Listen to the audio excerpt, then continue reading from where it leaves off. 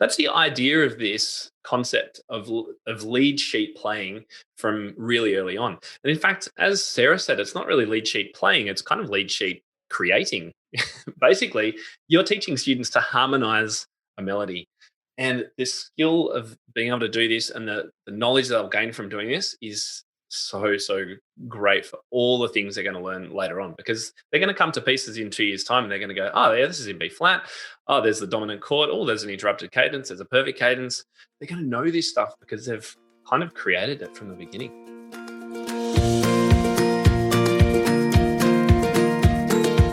Tim Topham here, and welcome to the Topcast, where we share all the best business and pedagogy ideas each week to help you thrive in your music teaching studio.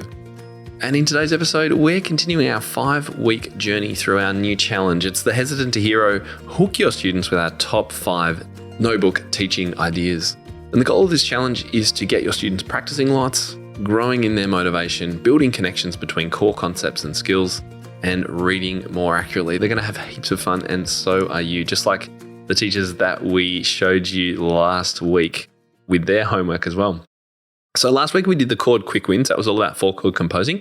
Go back and listen to that if you missed it. Today we're talking about lead sheets in lesson 1. And don't forget that you can download your free worksheet from the show notes page, and you can watch the video of this if you'd prefer to, rather than listen to it as well, over at topmusic.co/episode 285. After today's presentation, I'll come back and share a few more excerpts of homework from our original participants to give you an idea of the kinds of things that you can do from today's day 2 ideas. All right, so day 2 is called Lead Sheets from lesson 1, and it's all about how you as a teacher can teach students a tiny bit about harmony and bass, some really simple ideas, right from when they're first starting to read their right hand pieces. Now, sorry, the audio does fade just a little bit sometimes, but not enough to be too distracting. So I hope you enjoy today's session. I'm going to hand this over to Sarah to kick us off. Here we go.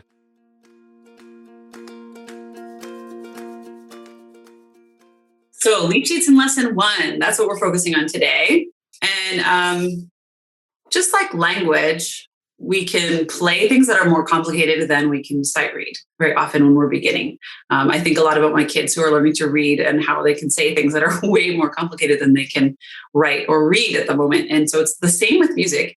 Now, of course, reading is really important and we're always working on that too. But when it comes to the beginnings of our lessons, we can be introducing the idea of a tonal center and harmony and prepping that idea. And then as well, that helps the student to understand that inside the melody, they can see clues of where the tonic and dominant are. So the key points that you want to share with your students, of course, are the home note, the home key, and we'll get into some more like examples in just a little bit. And you want to read your student. You want to see, do they have the coordination to handle this? Like I have a few students at the same age, and one student totally can handle it, no problem. The other one bounces off the walls. He's just not there yet, right? So, I want to make sure he's at the place where he has the fine motor for it and the sort of staying power. And then I'll mention a few other examples on what to do. And then we're going to go a little bit farther into different levels, what to do with different levels of students. Sounds good. Now, I've got the example up. Do you want me to pop that on screen share so that you can talk through people the process? Yeah. Yeah, fantastic. All right. Let's get that up now. And so just in case, if you're looking for your handout PDF, it's in the files section of the Facebook group, and it's also hyperlinked in the emails. So there we are. Here's a piece from Carol Matz. And so our steps are going to be, this is where we're going, right, Tim? We're going to do the steps for homework. Yeah. And then you got your, okay, perfect. Want to make sure we're on the same page? Okay. So you can see there's a simple melody here.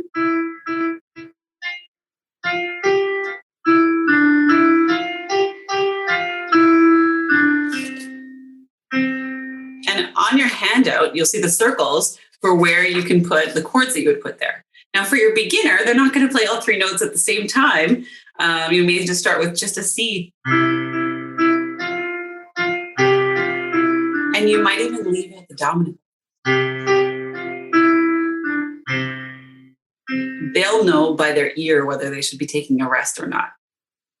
Okay, so your job is to find your own piece like this, and you can fill it in on the homework, and then write in the notes above, just like a lead sheet. So suddenly your method book can be turned into a lead sheet, just like Yeah, I just love this because a lot of the times when I first started teaching beginners, you would take the method book, you would teach the student something like this, right hand, they're learning to read the right hand, they would learn the melody, you would play along with them, great, turn the page, let's do the next one, turn the page, let's do the next one. And we just miss out on this huge opportunity to teach kids about the harmony that you're playing in the accompaniment part. And so, what this process that Sarah's talking about is giving the student the opportunity to learn a little bit about harmony. And so, really, there's a few steps in that process. And the first one is to talk about key. Now, how often do we talk about the key of a piece, Sarah, with our beginner students? I mean, it's pretty rare, really, isn't it? Because they don't have to worry about key signatures and stuff at this stage. that. But learning about tonic and dominant and tonal relationships is one of those fundamental musical activities that we want to make sure that we do.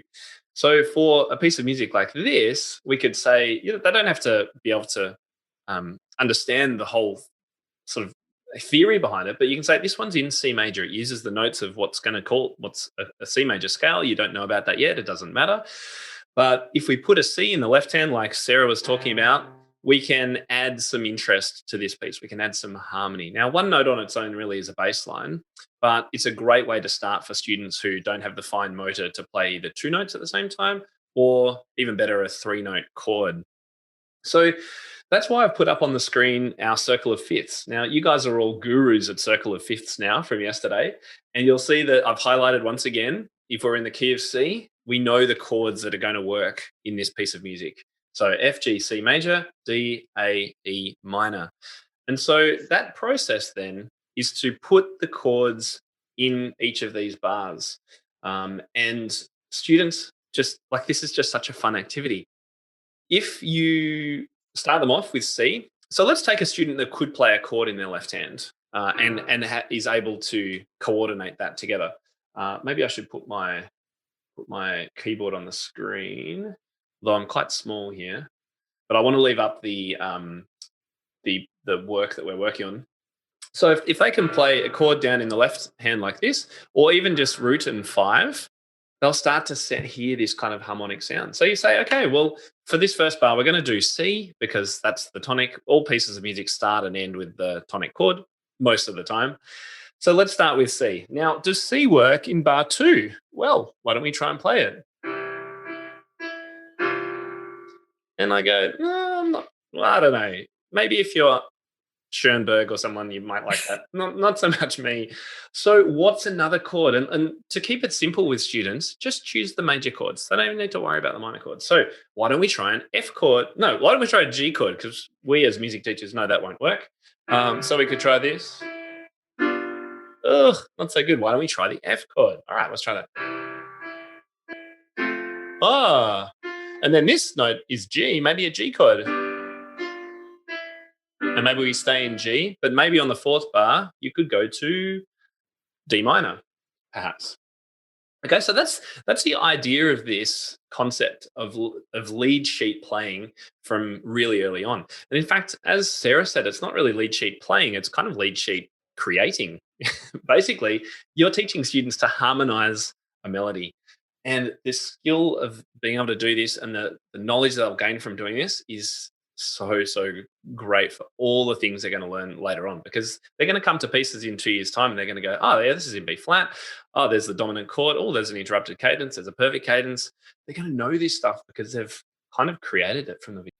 And I think it's so exciting because so often, if we had a similar upbringing where it was like, play what's on the page and now turn the page and play exactly what's there, then, when I finally was told like, oh, just go harmonize that, I was like, I was so used to that same feeling of like, well, you just have to follow exactly what's written for you, so I think it gives students that creative freedom and to understand how to read the harmony and see what's there. Yep. So I think it also underscores their reading because they'll know what to expect to harmonize. Right. Exactly right. So I think so there's the close up of it. So you've got this in your book. So what I'd like you guys to do is now choose and write in your score the chords you think will work with this. Now, we're all pretty skilled. If it's got an F in the right hand, you know that probably an F chord's going to work and things. So try it out. If you're at a piano and you're muted and you're one of our VIPs, feel free to give it a play. It looks like Ruthie's going for it right now, so that's great. And if you're in the Facebook group, feel free to do that too, of course. There's a great comment here from Gemma. In sibling lessons, I've been teaching the older student to do the teacher part chords so she can accompany her little sister. Fabulous. Like getting siblings duetting is so much fun. So here's one example. This is the example I prepared earlier. So I'm going to play that with the left-hand chords and the right-hand melody, and it's going to go like this.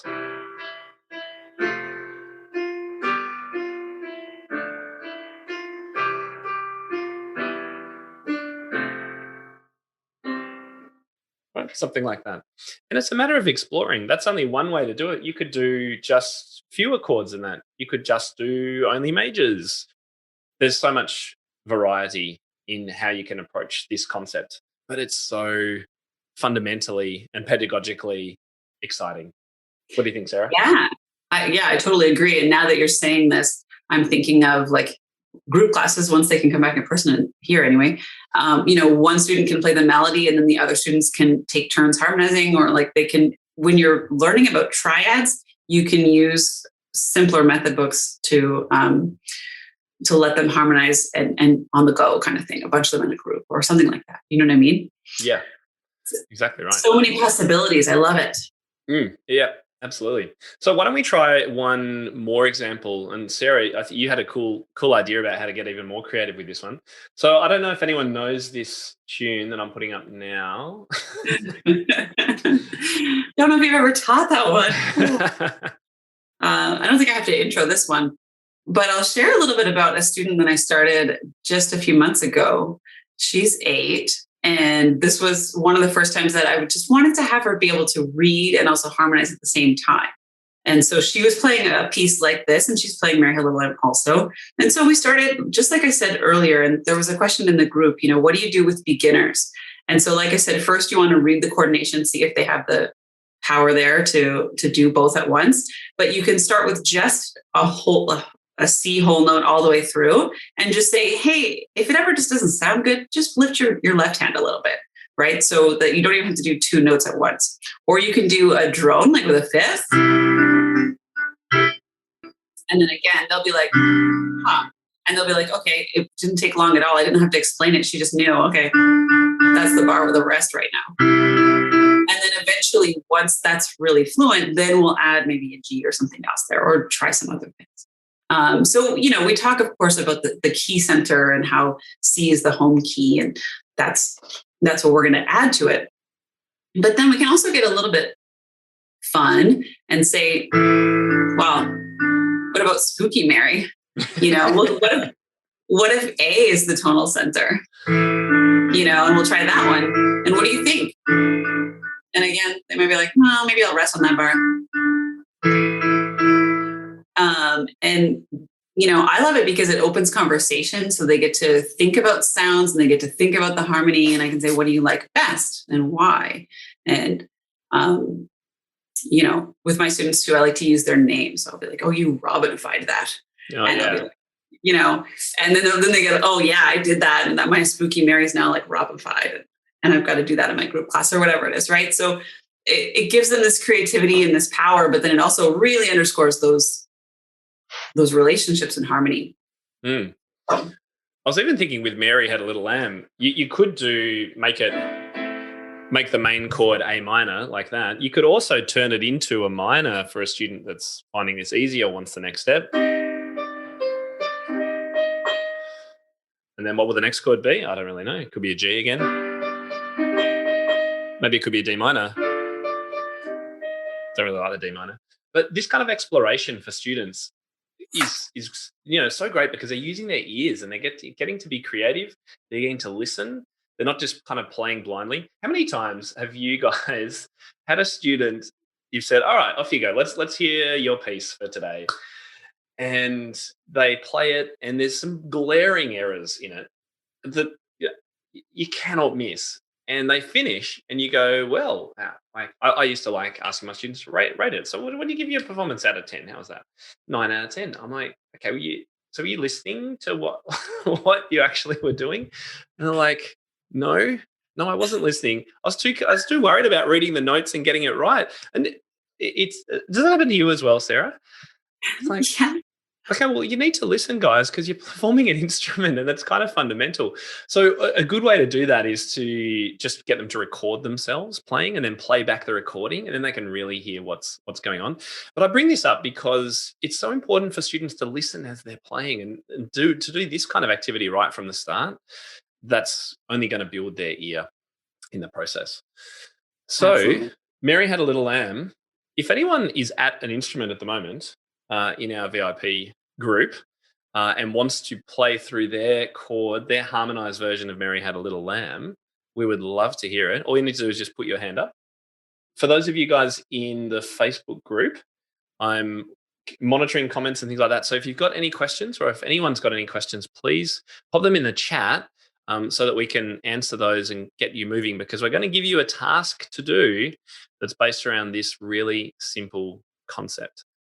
Sounds good. There is a question in the Facebook group. Is the key center the same as the key signature? That is a really good one. Sorry, say that again.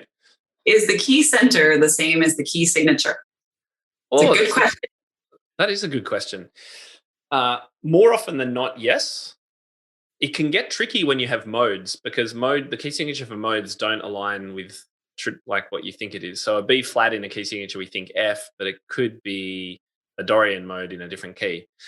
So yeah, I mean, for students who are doing this in their very like first couple of months of lessons, then keep it simple. Yeah, I think that goes for just anything when it comes to music theory. Keep it simple to start with. And I should just say too, we've titled this a little bit tongue-in-cheek, lead sheets on lesson 1, because of course we shouldn't be teaching reading in lesson 1 anyway. This is like lead sheets from near the beginning, right? So please don't feel like we're advocating that you've got to get a method book out and start teaching reading from lesson 1, because of course that goes against most of my principles about starting a really creative off-book singing improvisationary approach. Okay, I just thought I should mention that, Sarah. Yes, I absolutely agree with that. Well said. Cool. All right, have we got any hands up? I can't see any. Come on, anyone game? I see Ruthie. Ruthie? Would you like to unmute Ruthie and let's spotlight you? There you are. Can we hear you? Yeah, so all I did was I just walked with all of the whites. So from cool. C all the way to F twice. D minor, E minor, F, C twice, and like that. And then it's kind of cute because that final F chord, they both of the ones land on C. And it kind of leaves this like cute little thing. Leaves it just hanging a little bit, doesn't it? Mm-hmm. And one of the sounds in there is a really nice F major 70 kind of, or there was this major 7th sound in there, which I thought, ooh, nice. Can't remember which chord it's on. Thank you so much, Ruthie. Really, like, great idea. And you could get students to easily, if they can do a triad, even if they can do 2 notes, just walking up. Of course, when you're doing with beginners, and I know Andrew asked that question in the Facebook group, using fifths is great, except you do miss out on the major minor factor. So sometimes using the root and the third can be a better approach. So you can just use C and E, D and F, E and G kind of thing if students still are struggling to play a full triad. Thank you, Ruthie. That's awesome. Anyone else game? We're looking at you, VIPs. Don't look at your camera or you get called. I'm kidding. Look at all our VIPs. That's okay. We're not gonna force you guys to do it. But let us know now in the comments, both on Facebook and in our group here. What do you think about this as a concept? Is this something you've tried before? Is this like, oh my goodness, I've never thought of that. How silly of me. I reckon this is such a great idea. Pop a comment in the chat. I'd love to get some feedback on this. And then I think Sarah can tell us what we're going to be doing for our homework this week. Tonight. Yeah. All right. So while we're waiting for our chat, I'll talk about homework. So you can take out your favorite method book, whatever you teach from the most, and you want to find a piece that's 4 to 8 bars long, similar to our examples today, like Mary Had a Little Lamb or something like that. And then you're going to write the chords above. You can experiment using the circle of fifths, just like we were doing. And then if you have a student at this level, give it a try with them. Let us know how it goes. We want to hear it and see what comes up. Like maybe you'll come up with cool tips too. I'm sure there's going to be so many ideas to read through. It'll be really exciting. So then I want you to post done in the group and let us know what piece, let us know the title of the piece and or a selfie or a video. I mean, man, I need to like up my game and put a video in there. Yeah. Love it. Well, the great thing is that if you want, you can get a sneak peek at there's about 5 people who've already done day 2 homework before we've gone live with the instructions. Anyway, it's all good. They are eager, which I love. And there's some have done videos, some have shown the method book with their chords above the piece. So whatever you'd like to share, we would just love to see it and love to be able to follow up on that on Monday or Sunday night, wherever you are, when we go live for day 3. So remember, you've got the weekend off, which is a great opportunity to catch up and try some of these things if you haven't had that opportunity yet. And then we're back on the Monday, our time here in Melbourne. So Sunday for us, North America. Yes, correct. A 2-day break, not a weekend break for us. 2-day break. Sunday we'll see you. That's right. Now there's some questions coming through. You go, yeah. And then I'll go. Just having a look here. I've done it with varying success, but I think just watching this will help me do it more systematically. Fantastic, Linda. And the whole point of doing yesterday's topic first, introducing the circle of fifths and the related chords, you need it's important to do that first. I mean, you could jump into this activity with a student who's never played chords before and just make this your first activity with them. But doing that yesterday one first could be beneficial as well. So having that system perhaps helps. Have you got one there, Sarah?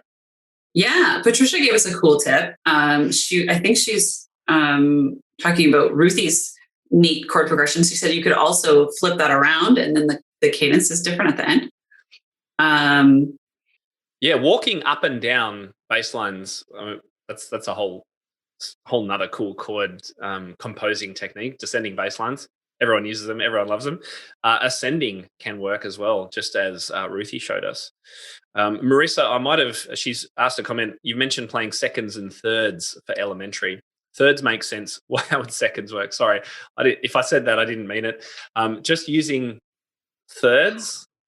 So thirds, yeah, or fifths as the way before they can play triads. I didn't mean to say seconds if I did.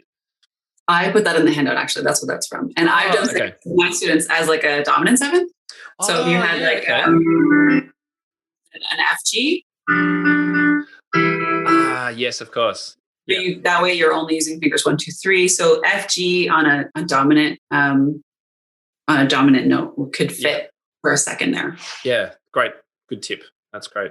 Gemma says that she's tried it before to extend kids to advance a little quicker. So that's cool. Heidi's not thought about doing this. Love the idea. So easy to integrate. Hope to try it next week, which is fabulous. Jane's going to give it a shot as well. Cool. All right. Sounds good. Just checking if we've got any questions in the group here as well. Cindy says, I appreciate the reminder about subbing chords in for more interest. Yeah. I mean, if students are finding this quite easy and they're a little bit older, because you can do this with anyone that's learning to read right hand only, you can do this with. So if they're finding it easy, then yeah, you could throw in some cool chords.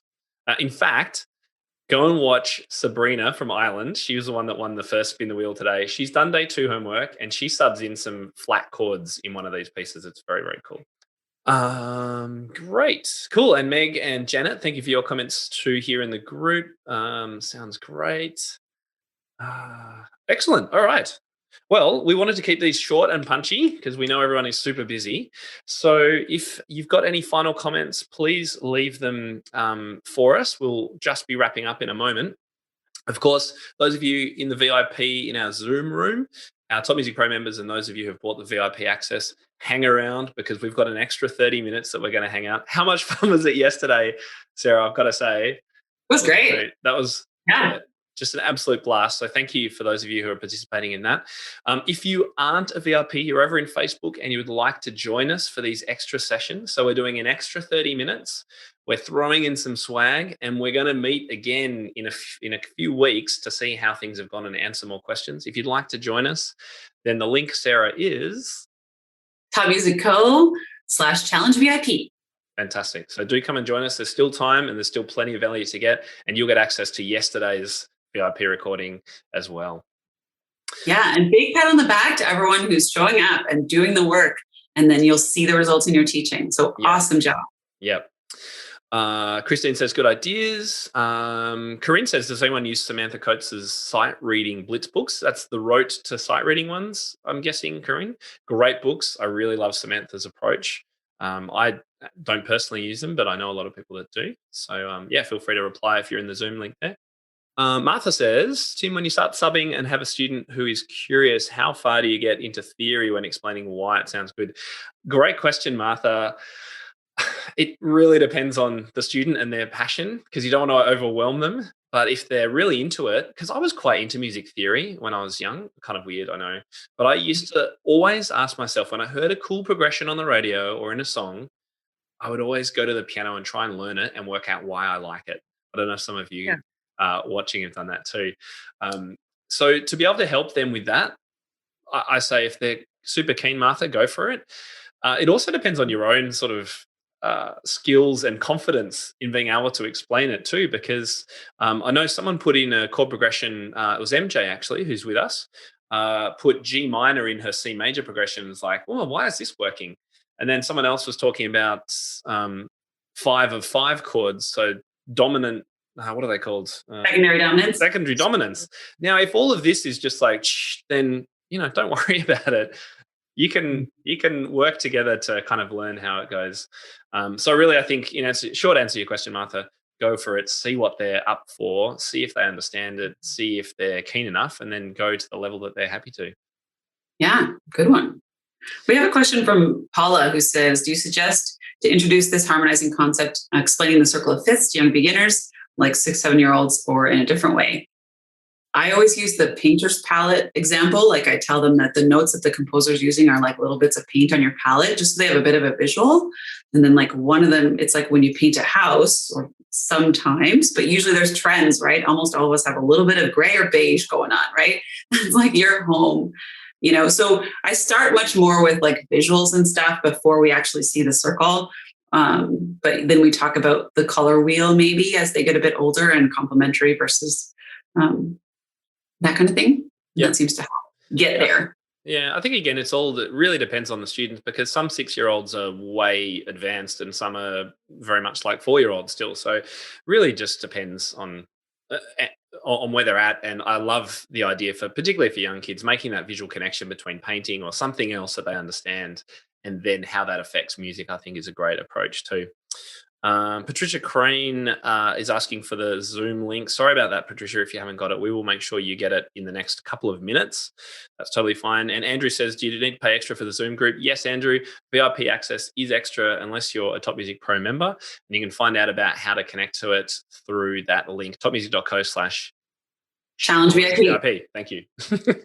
Look, let me just finish before we go. I just wanted to show you something, because that 4-chord composing concept that we were doing yesterday, I've got some testimonials, some really super quick, exciting testimonials just to show you about from other teachers who've used the whole concept in their teaching. So this is a couple of our members who have access to the full 4-chord composing course. So what I gave you yesterday was really just kind of lesson 1, 2.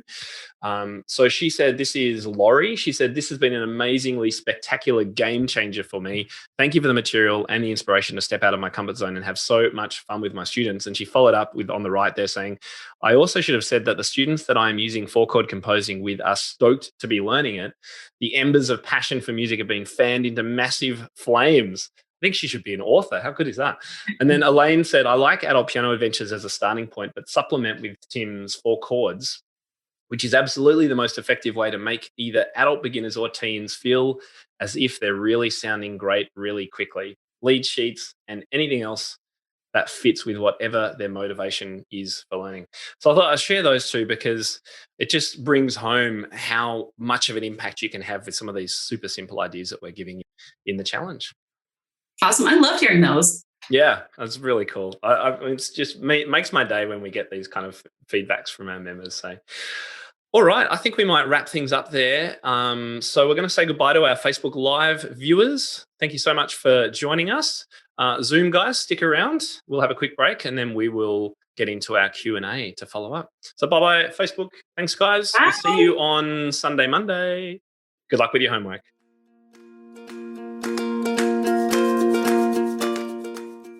Well, I hope you enjoyed day 2 of the 5-day challenge. I hope we've got you inspired to try out some of these ideas and explore them with your students. This one is a really simple one, but can have really profound effects on students. Before I sign off, I thought you might like to hear the results of some other teachers who completed this challenge when we were doing it live last year. So Laurie said, day 2, done. I chose New River Train from Alfred's Group Piano for Adults Book 1. I'll try this with a teen student this week. And Julie said, homework 2, I did it. Also, I printed out a free cadence chart from music notes for my older students because we're talking about cadences, as you remember in this segment. I couldn't remember Deceptive myself, so I needed a bit of a review, and I worked on Peekaboo from Daniel McFarlane's method. And I thought it'd be fun to actually have a listen to a couple of our teachers' homework. So here's Angela. She used Spinning Top from Daniel McFarlane's method, and here's what she said. Hi, this is assignment 2. Since I don't have any more students this week, I'm going to do it myself with something from Supersonics. I'm using this,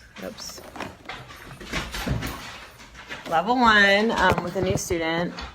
He actually wrote his own for this call and response that they have at the end of the module, so we're going to do it with him next week, but I'm going to just also just try it with one of the other early module songs that only uses a few notes. So I realized this would be a great way to also obviously play duets with your kids. Sometimes I do that when I don't have the book handy, but I could get a little more creative in my chords maybe. So this one is called Spinning Top, page 19.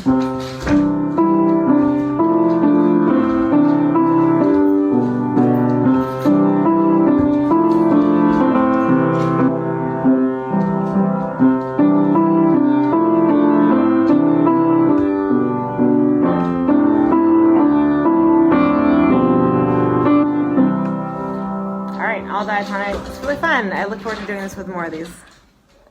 And this from Lucy. She said she went for a piece in Piano Adventures Level 1 book as she fancied a minor piece. And the chords she used, A minor, E minor, G, F, and C. Here's what she did. Okay, so I've chosen a piece of music from Lesson in Theory book, Level 1, Piano Adventures, page 54 if anyone's interested, but No Moon Tonight. It's A minor, but it's more Aeolian mode, I think. And I've taken a couple of their notes out so that it's a single line rather than any of their notes they put in, to try and enable me to experiment a bit more with these chords. So here's what I came up with.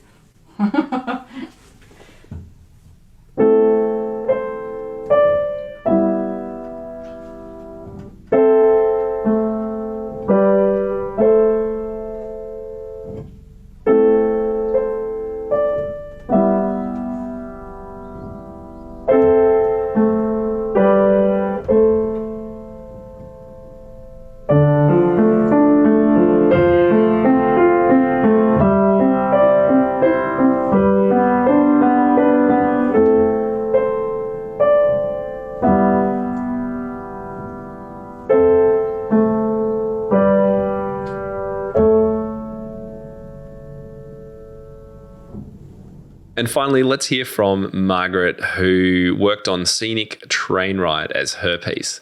Here's Margaret. Hi, I'm doing day 2's assignment for lead sheets here in Holly Springs, North Carolina. And I'm using Faber's Piano Adventures for the older beginner. There's a song in here called Scenic Train Ride. And I'm using chords centering around D minor.